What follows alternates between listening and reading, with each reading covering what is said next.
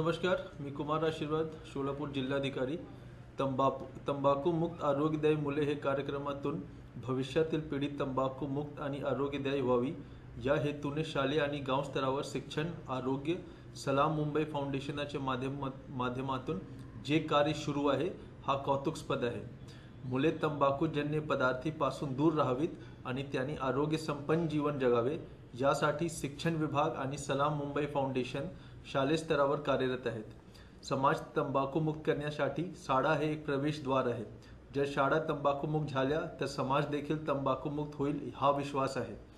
शिक्षण विभाग मार्फत तंबाखू मुक्त आरोग्य संपन्न मुले हा कार्यक्रम महाराष्ट्र राज्यातील 36 जिल्ह्यात सर्व शाळांसोबत यशस्वीपणे राबविलेला आहे. तंबाखू मुक्त आरोग्य संपन्न मुले हा कार्यक्रमाच्या माध्यमातून सर्व शिक्षकांना प्रशिक्षित केले गेले आहे.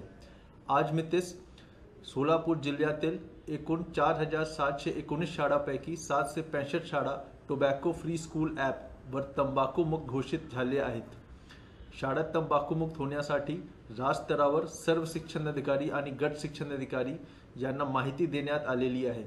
शाळा तंबाखू मुक्त व्हाव्यात यासाठी अनेक पूरक उपक्रम देखील राबविण्यात येत आहेत.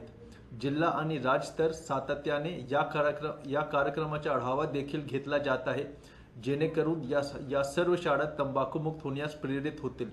महाराष्ट्र राज्यातील सर्व शाळा तंबाखू मुक्त व्हाव्यात यासाठी सर्वांना प्रशिक्षित केले जात आहे.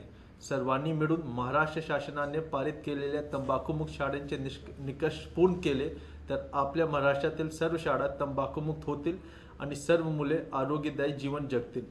तंबाखू नियंत्रण कार्यक्रमास अधिक बळकटी यावी आणि महाराष्ट्रातील सर्व युवक आणि समाज तंबाखू मुक्त व्हावा यासाठी आपण एकत्र येऊया आणि आपल्या शाळा तंबाखू मुक्त करूयात.